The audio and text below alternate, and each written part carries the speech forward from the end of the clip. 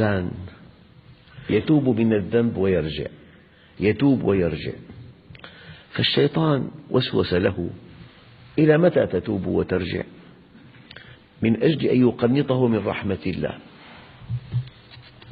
فمرة هذا الشاب الذي يتوب ويرجع صلى ركعتين ثم رفع بصره إلى السماء وقال: يا من عصمت المعصومين، ويا من حفظت المحفوظين، ويا من أصلحت الصالحين، إن عصمتني تجدني معصوما، وإن أهملتني تجدني مخذولا، ناصيتي بيدك، ديوني بين يديك، يا مقلب القلوب ثبت قلبي على دينك.